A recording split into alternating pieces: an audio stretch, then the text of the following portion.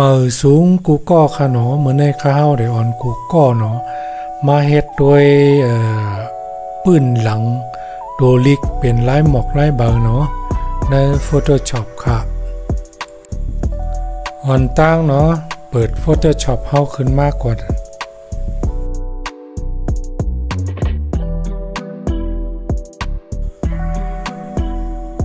สืบนั่นก็เฮาได้ออนกันกับเปิดเจหมางมันขึ้นมากค่ะนะโอเคเขาเลือกไว้ตาเจหมางมันเป็นโฟโต้เนาะแคบหางแลนด์สเคป2x3 นิ้วนั่นน่ะเลือกปื้นหลังมันเป็น transparent ค่ะนะก็เพราะว่าเฮาเดี๋ยวตัวเล็กตัวไหนเนาะกว่าสาดีคลิปวิดีโอคาค่ะเนาะโอเคค่ะกำในก็สั่งว่า Photoshop เปิดไฟล์งานขึ้นมาแล้วก็เขาเดี๋ยวป้อตัวเล็กลงกว่าเนาะก็ขัดเดี๋ยวป้อว่าก็อยู่ที่เฮาเนาะเขาเดี๋ยวป้อว่าอยู่ลีกินหวาน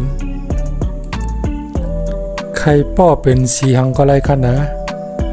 มักคันสัง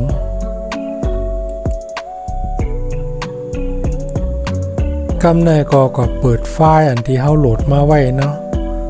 อันนั้นก็เฮาถ่ายแคปหางไว้นั่นนะเฮาเดี๋ยวมาเตงใส่เนื้อตัวลิกนั่นค่ะ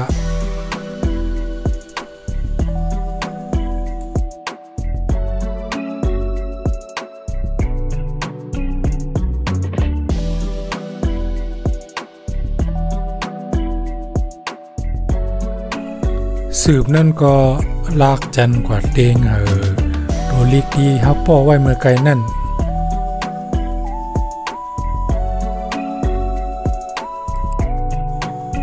กำในก็แคบหางมันนั่นมาเตงอย่างเนื้อตัวลิกเยาค่ะนะ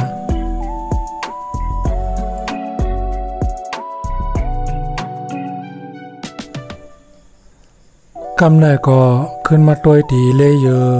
อันเฮาเปิดไฟล์งานอันเฮาเปิดขึ้นมาแล้วก็เฮาป้อลิกไว้นั่นเนาะกำในก็เด็กอัลเทอร์เนทดีคีย์บอร์ดเฮานั่นค่ะนะแล้วก็เอาเมาส์เฮานั่นก็ไว้วงกลางตัวมีลิกเตียนเฮาป้อไว้แล้วก็แคบหางนะให้มันเป็นหางปืนกลางจี้ลงแล้วก็คลิกกำเดียวมันได้ลันแคบหางได้ลันมาอยู่ตั้งเตอไผ่ปื้นหลังของตัวลิกกำเดียวก็ไม่ก็เฮาก็โลกว่าโลมาเนาะจำคาดด้วยว่าเฮาเกียกดีแล้วนะก็เกียกเลยใจก็แล้วก็คำไม่ข้างไว้กันนั่นกันนะ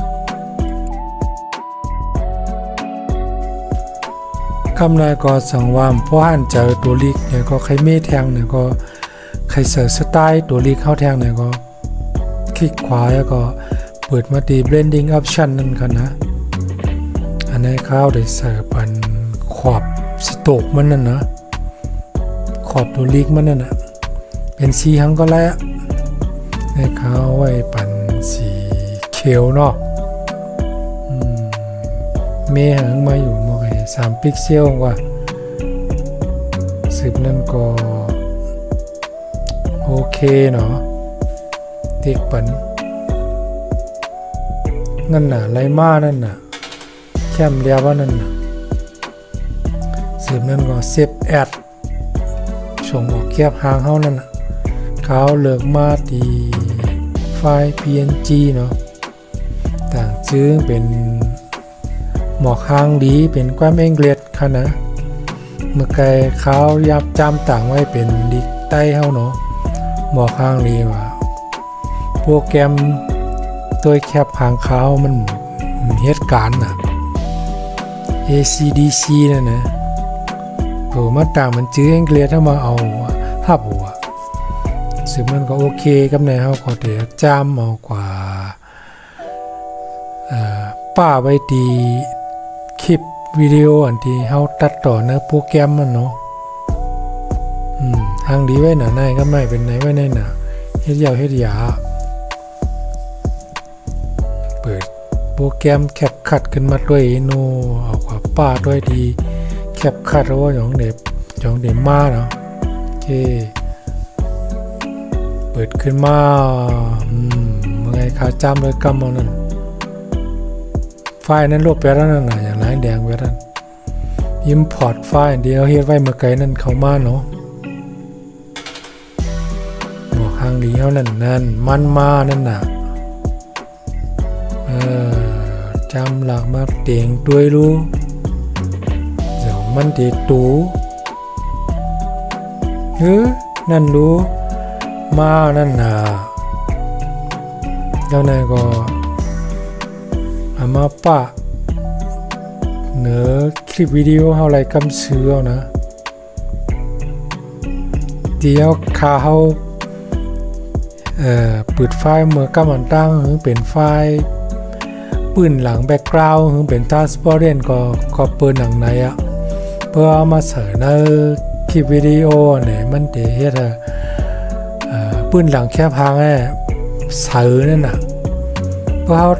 เปิดแบ็กกราวด์เป็นคันเลอร์นั้นเป็นขาวเป็นดำเนาะปืนหลังแค่พังดีเป็นขอบสีเจ๋งก็ได้ลำจ้ำเต็มพังดีเนี่ยก็ได้เลยตัวลิงโยโย่นั่นน่ะทำไมก็คือแคมยาวเขานะ